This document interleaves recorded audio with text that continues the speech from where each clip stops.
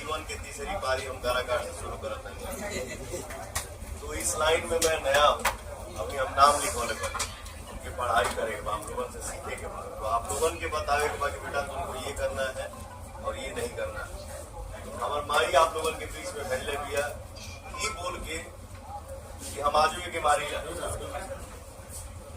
तो हमसे कोई भी अगर गलती हो या हम रास्ता भटके या कोई भी मिस्टेक होने वाला हो तो हमसे जे भी बड़बा काराकाट की जनता से मैं आग्रह कर रहा हूं कि जे हमारे से बड़बा हमसे अधिकार से और हक से बोलेगा कि हरो ये नहीं करना है, आपको ये काम करना है, हमारे क्षेत्र का ऐसे विकास होगा।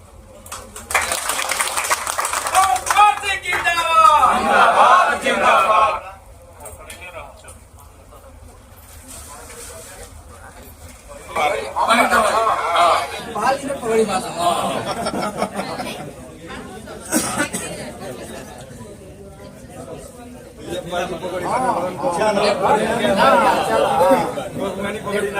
हम लोग अपना पगड़ी आपको अर्पित किए।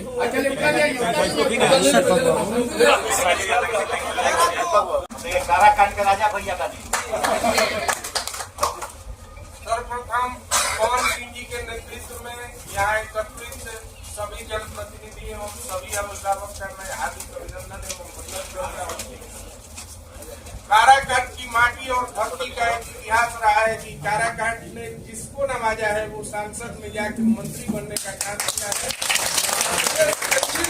स्थापित करने का काम किया है। लेकिन दुर्भाग्य रही है कि जिन व्यक्तित्व को हमने ऐसा व्यक्तित्व दिया वो हमारे मान सम्मान का कभी ख्याल नहीं रखता। 14 वर्षों से लगातार हम लोग सांसद बनाते रहे और 5 वर्ष तक हमारे विश्वास के साथ वो खड़े नहीं रहे। आज जनता में एक आक्रोश है उन सांसद के जो भी उम्मीदवार हमारे सामने खड़े हैं, और इस आक्रोश में पवन सिंह का हालात को यहाँ ये था कि हम लोग एक सामाजिक समीकरण इसलिए बना रहे थे कि हम लोग वोट फॉर नोटा को वोट डाल देंगे, कोई उम्मीदवार हमारे योग्य नहीं है। उस बीच पवन सिंह जी का आगमन हुआ और जब ये ज्ञात हुआ कि काराकाट लोकसभा क्षेत्र से पवन सिंह जी चुनाव लड़ने जा रहे हैं तो हम लोगों में एक उम्मीद की किरण जगी कि निश्चित रूप से कोई ऐसा उम्मीदवार है जो हमारे लोकसभा क्षेत्र को देश के पटल पर रखने का काम करेगा। निश्चित रूप से पवन सिंह जी परिचय के मोहताज नहीं है। हम लोग भोजपुरी माटी से पलते हुए हैं और भोजपुरी को उत्कर्ष पर पहुंचाने वाले व्यक्तित्व का नाम है पवन सिंह।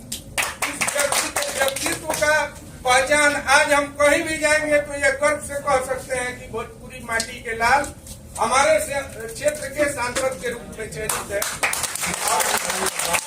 साथियों से मैं आग्रह करूंगा कि इस समाज का सबसे महत्वपूर्ण अंग और बल युवा है, तो निश्चित रूप से आगे आए और अपने आप को हरेक व्यक्ति पवन सिंह समझकर इस चुनाव को कैंपेन करे। निश्चित रूप से ये राजनीतिक व्यक्ति नहीं है, ये अभिनेता के रूप में अपने जीवन को अग्रसर किए हैं। ये एक जीवन का पड़ाव है जहाँ से ये राजनीतिक यात्रा का शुरुआत करेंगे। तो निश्चित रूप से हम लोग अपनी सूझबूझ इनसे शेयर करेंगे। जहाँ भी इनसे गलती होगी मैं सारे मतदाता बंधुओं से क्षमा मांगने का काम करूंगा, इसलिए कि ये राजनीति के क्षेत्र में इनोसेंट है और जो व्यक्ति इनोसेंट होता है उसका जुड़ाव जो होगा वो बिल्कुल जनमानस के हृदय से। तो हृदय सम्राट को मैं निश्चित रूप से कहूंगा कि भारी मतों से विजयी बनाकर हम लोग लोकसभा भेजने का काम करें, जिससे हमारा काराकाट लोकसभा देश के पटल पर रखने का काम होगा और क्षेत्र का संपूर्ण विकास होगा। इसलिए इनके अंदर एक लालसा है, ये ख्याति प्राप्त करने के मोहताज नहीं है। ख्याति तो इन्होंने दुनिया में प्राप्त कर ली। ये अब मोहताज है कि एक राजनीतिक मेरा जीवन हो और उस राजनीतिक जीवन में सेवा भाव।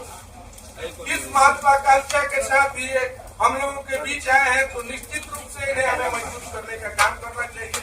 इन्हीं शब्दों के साथ मैं अपनी वाणी को विराम देता हूँ। जय हिंद, जय भारत।